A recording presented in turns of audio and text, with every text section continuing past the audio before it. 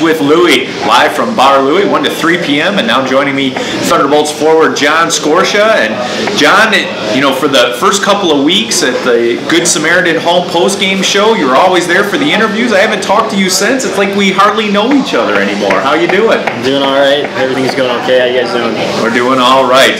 So you were leading the team in scoring, and you end up with the injury on the road. Tough break there. Why don't you talk to us a little bit? I saw you on the bike today, so the rehab has begun. Why don't you talk to us timeline on the injury? Yeah, so it happened 3 weeks ago, last Saturday, and I have to keep the cast on for 2 more weeks. And then they said, so I'll be like on Monday, and how it's feeling, I could be back that Saturday, I think the 17th. And if it's not good, I'll be back the next weekend probably. Well, fantastic. Yep. And what do you think is going to be worse, training camp or the rehab to get the foot back in shape? I already know it's going to be horrible. Yeah. I'm not looking forward to it, but I'm going to have to do it. You've played 9 fewer games than the rest of the team, but you're only 2 points behind Brad Burke in scoring still. So is that a little bit of the motivation to get back in and regain that scoring title? No, I mean, I get it. No. I mean, if you look at our team, though, a lot of guys that I haven't even played with 3/4 of the team. Yeah. So a lot of them probably have just about as many games as I have. So, but I know we haven't had the best start.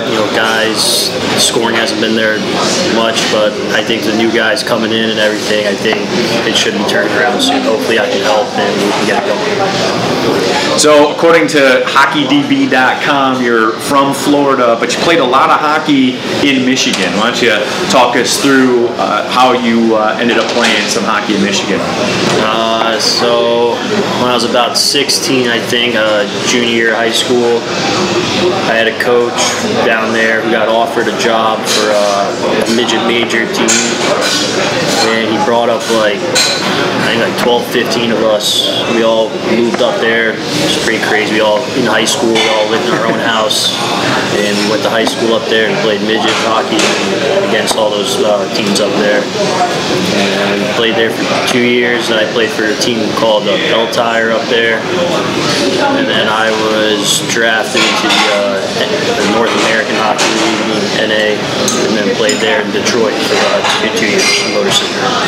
Yeah, and that Bell Tire program is one of the big midget programs up in Michigan.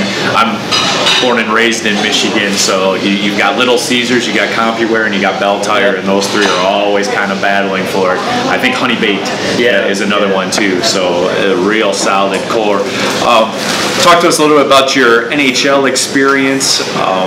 American junior hockey is just getting better and better, and what the NHL is doing and USHL really been on the map, even for the NHL, starting to draft players out of those 2 leagues. Talk to us a little bit about that experience. Yeah, no, it was good. I had really good hockey when I think it was I think kind of now there are a lot of good players, but I think it's kind of more, I don't want to say watered down, but there's a lot more teams now, so a lot of teams have guys that aren't at that exact level. But when I played, there wasn't as many teams. It was really good. I had a bunch of guys, like you said, there's guys drafted out of the league, there's guys going Division I, so I had a great time. I got a good experience out of it, and I really enjoyed it.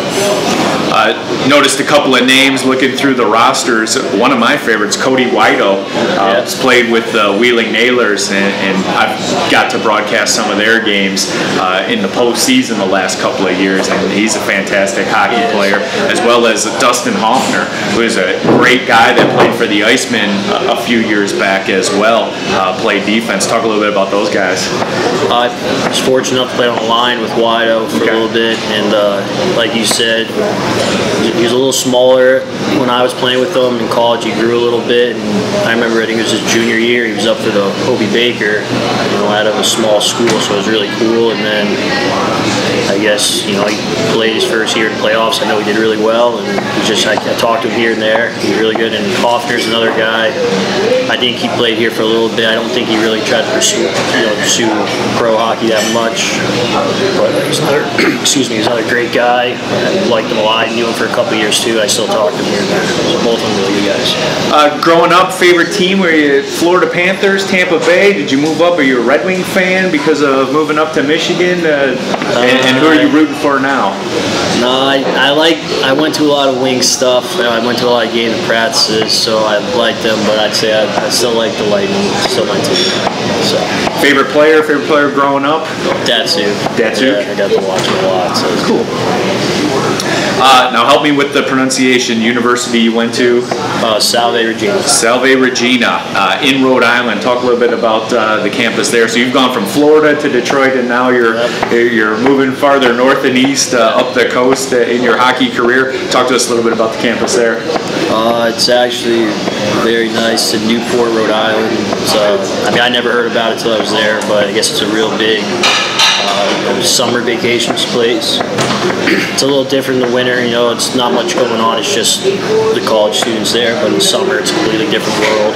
I've lived there the last 3 summers and it's unbelievable. It's a big tourist place and I love it there. You were captain on that team. We talked to Bo earlier. Yes, I think sophomore, junior, and senior year. Talk to us a little bit about what you learned and how that made you not only a better hockey player, but did it change the way you see the game? Yeah, you kind of get a different perspective on things. You gotta have more responsibilities. You gotta make sure you're doing things the right way, because if you take a day off, then other guys will look and they'll take a day off. So I didn't mind it. I like doing it. I had no problem with it. And I enjoyed it. No problems at all. And then one of the guys that you played with is Peter Giuntoli, who we've run into now here in the SPHL. So it always amazes me when you start looking at through all the guys that you guys have played with in juniors and midgets and through college or junior hockey, and then you guys end up crossing paths on same teams and then different teams. What's it like to go up against guys like that you played with before? No, some people don't like it. I have fun with it. I think you feel more at ease. You're having fun. You're out there with guys that you've played with before, and it just makes the game more fun. So I enjoy playing guys that I know. Are you ready to play How Well Do You Know You? I'm ready. All right. And as we've said before, not an opportunity to make fun of our players, but to show how a radio broadcaster with just a little bit of intelligence can find all kinds of worthless, trivial information and sometimes incorrect information on the internet. All right. So, first question, John Scorcia. Where are you from? Hudson, Florida. Hudson, Florida, that is correct. We would also accepted Tampa, Florida. So, 2 choices there. All right, you played for the Motor City Metal Jackets. What arena did they play in? Was it Yak Arena, Puke Arena, or Upchuck Arena? Pretty sure it's Yak. It is the Yak Arena. That is correct. 3,800 in that building. I've never been there. Is it a nice place? It was an older one. Okay, gotcha. Nice. Before the Metal Jackets moved to the Motor City, they moved to the Motor City and they changed their name to the Metal Jackets. What was the team name before the Motor City Metal Jackets? Were they the Motor City Steel, the Jets, the Assault, or the Machine? It was the Machine. It was the Machine. That is correct.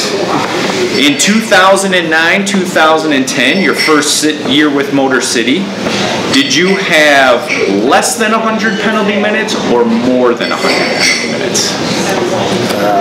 That was a tough year. We were on the bottom, a lot of fights, I remember. I think I'm going to go over. Yes, 112 penalty minutes. So, what was that about? Is that just angry youth? Was that? I don't know. I think it was a lot of times just guys grabbing me and just having to deal with it. Salve Regina University. What year did you have the most points? Freshman year, sophomore year, junior year, or senior year? Most points. Junior year, I remember I broke my hand, so that one wasn't good. I'll go sophomore. Sophomore year, that is correct. Right. 4 points more than your senior year, 2 points more than your freshman year. Danbury, last year, your plus minus rating. Were you plus 14, plus 24, plus 34, or plus 44? We'll go, what was C, plus 34? Yep, that is incorrect. You were plus 44 on the season. How about that? Back to the Salve Regina University, they have a 40-year running holiday tradition, and they use this event to raise money for student scholarships. Is it the Governor's Christmas Tree Sale, the Governor's Ball, or the Governor's Festival of Lights? I think it was the last one. Governor's Festival of Lights? Yeah. That is incorrect. No. It is the Governor's Ball. So, you didn't go to did you attend the Governor's Ball in the 4 years you were there? I don't think so. You're not a dancer, or what? No? I don't think that was my, I think it was more of an alumni thing. Ah, gotcha. So you could go back now if you wanted to. Yeah, I'm looking forward to it. Okay. Salve Regina University's first class of 58 students started in the fall of what year? 1934, 1941, 1947, or 1962? First one. 1934, that is incorrect. It is 1947. The male to female ratio on the campus, are there more males or females on the campus of Salve Regina University? It is female, 69% to 31%. There is only one co-ed sport for your final question. One co-ed sport at Salve Regina University. Is it sailing, disc golf, rugby, or synchronized swimming? Sailing. It is sailing. Congratulations. You ever do any sailing? No? That's one of my end of my career items. John Scorcia, thank you so much for joining us. Lunch for Louie. Yep. And we will be back. Thank you very much.